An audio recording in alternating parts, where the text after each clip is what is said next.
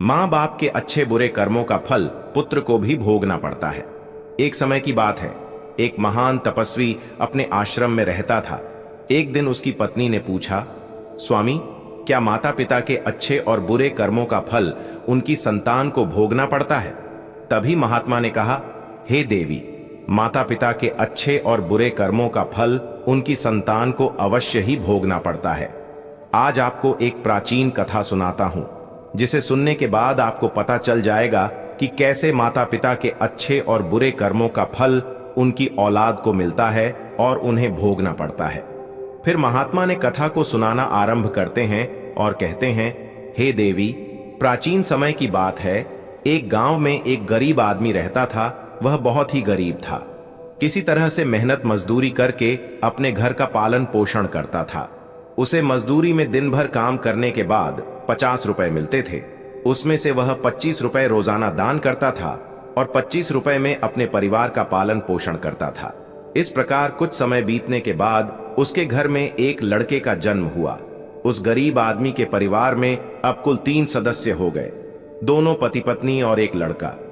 अब धीरे धीरे उनके पालन पोषण में उस आदमी को समस्या होने लगी, क्योंकि दिन प्रतिदिन महंगाई बढ़ती जा रही थी।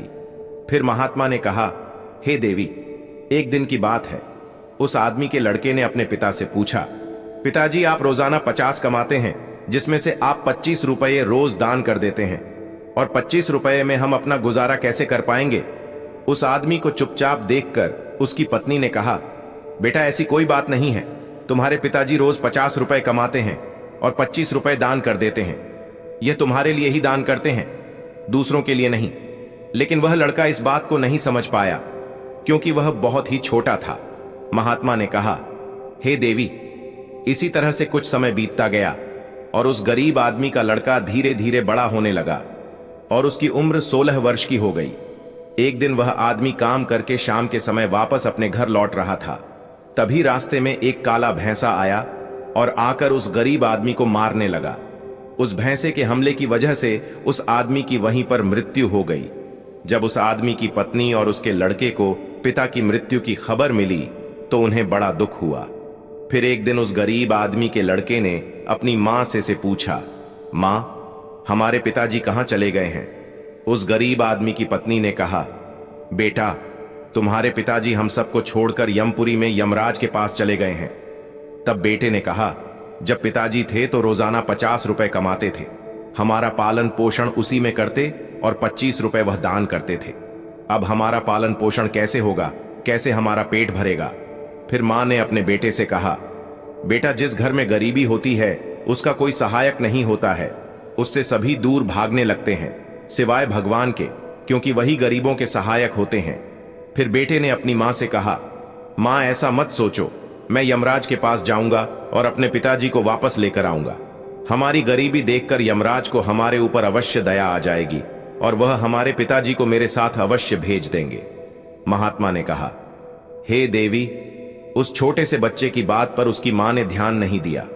फिर एक दिन की बात है, उस गरीब आदमी की पत्नी अपने लड़के को घर पर अकेला छोड़कर गांव में काम करने के लिए चली गई।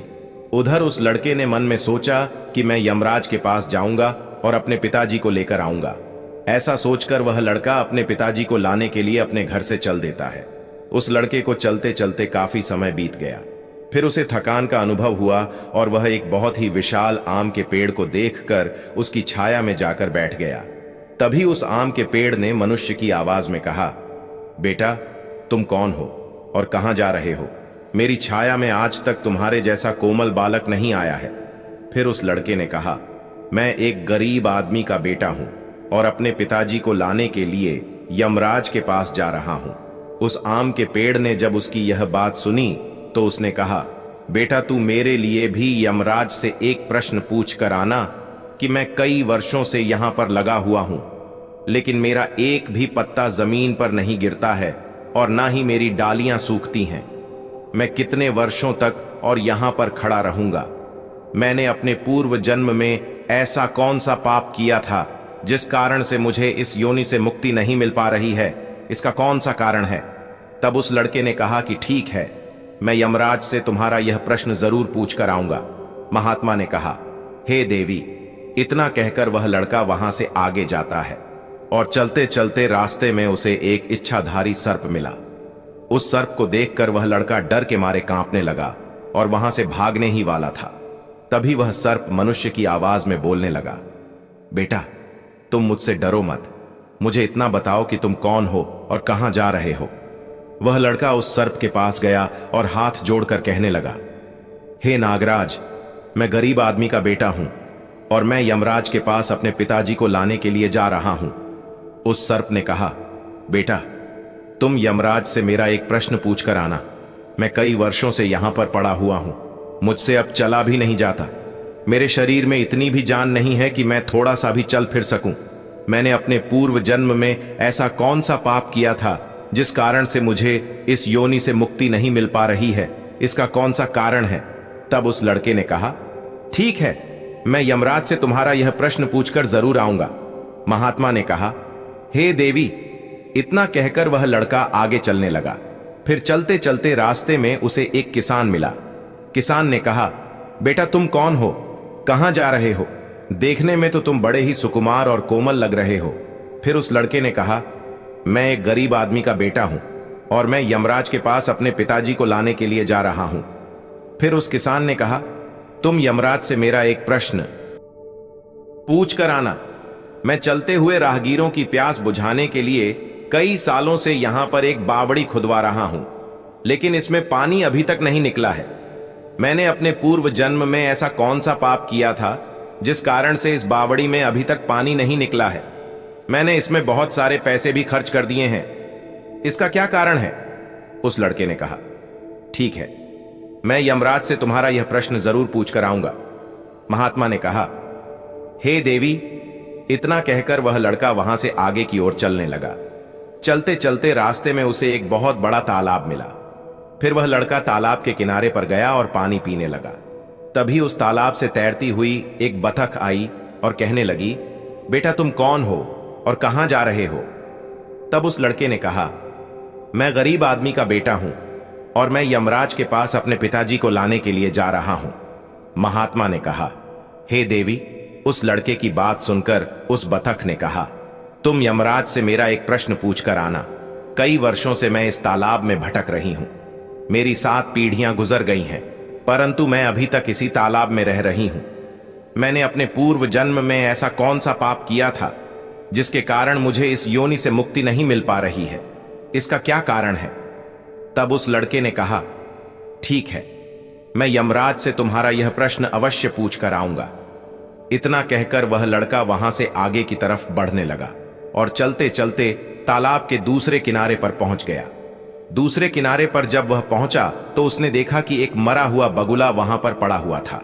जब वह लड़का उस मरे हुए बगुले को लांघ कर आगे जाने लगा तो वह मरा हुआ बगुला कहने लगा, बेटा तुम कौन हो और कहां जा रहे हो?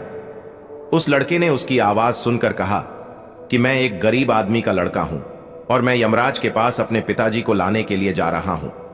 उस बगुले ने कहा कि तुम यमराज से मेरा एक प्रश्न पूछ कर आना कि मेरा शरीर कई वर्षों से इस तालाब के किनारे पर ही पड़ा हुआ है। कभी पानी की लहर आती है तो मेरा शरीर तालाब के अंदर चला जाता है और पानी की लहर से वापस तालाब के बाहर निकलकर किनारे पर आ जाता है। ना तो मेरा शरीर गलता है और ना ही सड़ता है। इतने सालों से जैसे का तैसा ही है। मैंने अपने पूर्व जन्म में ऐसा कौन सा पाप किया था जिसके कारण मुझे इस शरीर से मुक्ति नहीं मिल पा रही है? इसका क्या कारण है? उस लड़के ने कहा, ठीक है, मैं यमराज से तुम्हारा यह प्रश्न जरूर पूछ कर आऊंगा। महात्मा ने कहा, हे देवी। इतना कहकर वह लड़का वहां से चलने लगा और वहां से चलते चलते यमपुरी में पहुंच गया और वहां पहुंचकर यमराज को प्रणाम किया तथा हाथ जोड़कर कहने लगा, है यमराज, मेरे पिताजी कहां पर हैं? जब मेरे पिताजी घर पर थे तो वह रोजाना 50 रुपए कमाते थे, जिसमें से 25 रुपए तो दान कर देते थे और 25 रुपए में से हम लोगों का पालन पोषण करते थे। लेकिन अब मेरे पिताजी घर पर नहीं हैं। है तो मैं और मेरी मां भूखे मर रहे हैं। आप उन्हें जल्दी से मेरे साथ हमारे घर पर भेज दीजिए। महात्मा ने कहा, हे देवी। फिर यमराज ने उस लड़के की बात सुनकर कहा, ठीक है, मैं तुम्हारे पिताजी को घर पर भेज दूंगा, पहले तुम यहां पर बैठो। यमराज ने उस लड़के को अपने पास में बिठाया और उसको भोजन कराया। भोजन कराने के बाद पूछा कि तुम्हें और क्या चाहिए। फिर उस लड़के को रास्ते में जो जो मिले थे उनके प्रश्न यमराज से पूछे। यमराज ने उन सभी के प्रश्नों का उत्तर दिया और कहा कि बेटा, तुम जाते समय उन सबको उनके उत्तर बताते जाओ। फिर यमराज ने कहा कि बेटा, तुम अपने घर पर जाओ, तुम्हारी मां तुम्हारा इंतजार कर रही है, तुम्हारे पिताजी तुम्हारे घर पर पहुंच जाएंगे। फिर वह लड़का यमराज को प्रणाम करके वहां से वापस अपने घर के लिए चलने लगा। चलते चलते रास्ते में सबसे पहले उसे वहीं मरा हुआ बगुला मिला जो तालाब के किनारे पर पड़ा हुआ था। उस लड़के को देखकर वह मरा हुआ बगुला कहने लगा, बेटा, क्या तुमने यमराज से मेरा प्रश्न पूछा था? तब उस लड़के ने कहा, हां, मैंने यमराज से तुम्हारा प्रश्न पूछा था। यमराज ने कहा कि तुम पहले बहुत बड़े विद्वान थे, परंतु तुमने किसी को भी अपना ज्ञान नहीं बताया। अब मर गए हो, वह ज्ञान तुम्हारे अंदर ही अंदर खुल रहा है। जब तक तुम अपना ज्ञान किसी को नहीं बताओगे, तब तक तुम्हारी आत्मा को शांति नहीं मिलेगी। महात्मा ने कहा है देवी। फिर उस मरे हुए बगुले ने कहा कि बेटा, अब ऐसी हालत में मेरे पास ज्ञान लेने के लिए कौन आएगा? तुम मेरा ज्ञान ले लो।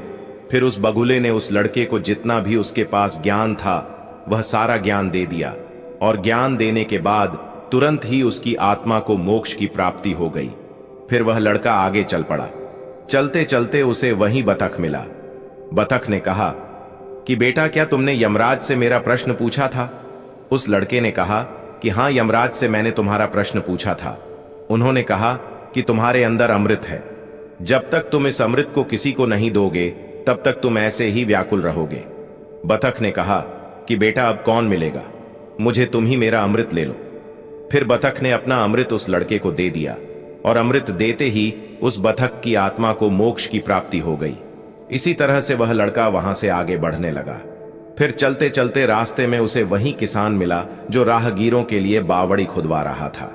उस किसान ने जैसे ही उस लड़के को देखा तो बड़े प्रेम से वह हाथ जोड़ करके कहने लगा कि बेटा, क्या तुमने यमराज से मेरा प्रश्न पूछा था? उस लड़के ने कहा, हां, पूछा था। यमराज ने कहा कि आपके घर में एक जवान कन्या कुंवारी बैठी हुई है। जब तक आप उस लड़की का विवाह नहीं करोगे और कन्यादान नहीं करोगे, तब तक बावड़ी में पानी नहीं निकलेगा। पहले जो तुम्हारा कर्म है उसे पूरा करो। जो ईश्वर ने तुमको दायित्व सौंपा है उस पर ध्यान दो। पहले आप कन्यादान करो, उसके बाद इस बावड़ी को खुदवा। फिर उस किसान ने कहा कि मैं अपनी लड़की के लिए लड़का कहां ढूंढने के लिए जाऊंगा? तुम मुझे बहुत ही सीधे साधे स्वभाव के दिख रहे हो और सुंदर भी हो, इसलिए बेटा, तुम ही मेरी लड़की से विवाह कर लो। महात्मा ने कहा है देवी। फिर उस किसान ने अपनी लड़की का विवाह उस लड़के के साथ कर दिया। किसान ने अपनी लड़की को बहुत सारा धन देकर विदा कर दिया। फिर वह लड़का आगे बढ़ा। चलते चलते रास्ते में उसको वहीं इच्छाधारी सर्प मिला। उस सर्प ने कहा कि बेटा, क्या तुमने यमराज से मेरा प्रश्न पूछा था? तब उस लड़के ने कहा कि हां, पूछा था। यमराज ने कहा कि तुम्हारे पास जो नागमणि है, तुम उस नागमणि को धरती पर उगलते हो और ना कभी किसी को दान दिया है।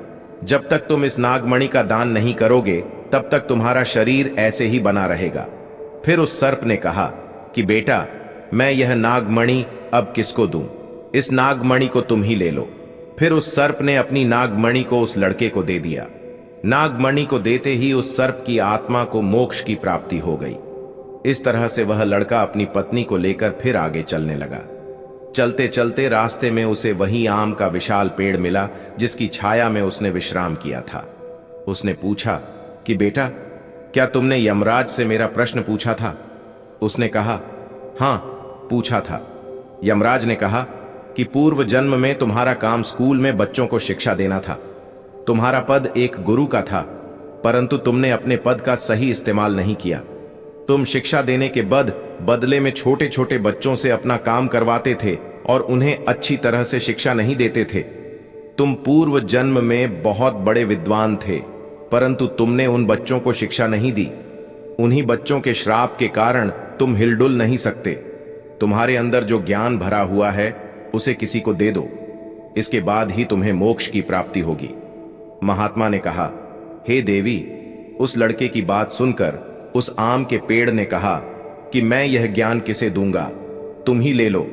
फिर उस आम के पेड़ ने उस लड़के को अपना जितना भी उसके पास ज्ञान था सब दे दिया। जैसे ही आम के पेड़ ने उस लड़के को अपना ज्ञान दिया तो उसकी भी आत्मा को शांति मिल गई और वह उस पेड़ की योनि से मुक्त हो गया। वह लड़का अपनी पत्नी के साथ चलते चलते अपने घर पहुंच गया। जब वह लड़का अपने घर पर पहुंचा तो उस लड़के की मां उसको देखकर बड़ी खुश हुई और कहने लगी कि बेटा, तुम कहां पर चले गए थे और यह लड़की तुम्हारे साथ में कौन है? फिर उस लड़के ने जो भी उसके साथ घटनाएं घटी थीं वह सब कुछ अपनी मां को बता दिया। महात्मा ने कहा है, देवी, अब उस लड़के को ज्ञान हो चुका था कि उसके पिताजी वापस नहीं आ सकते हैं। अब उनकी मुक्ति हो चुकी है। उसके पिताजी ने जो दान धर्म किया था उसका फल उस लड़के को यमराज दे दिया। इस प्रकार से महात्मा ने अपनी पत्नी को बताया कि माता पिता के अच्छे और बुरे कर्मों का फल उनकी संतान को कैसे प्राप्त होता है और पूर्व जन्म के कर्मों का फल व्यक्ति को कैसे मिलता है और उसके पिता द्वारा किए गए पाप और पुण्य कर्म भी उसके बच्चों को कैसे मिलते हैं। तो यह थी आज की हमारी कहानी। आशा करता हूं आज की वीडियो आपको पसंद आई होगी। अगर वीडियो पसंद आई हो तो कमेंट बॉक्स में जय श्री कृष्णा, राधे राधे अवश्य लिखें।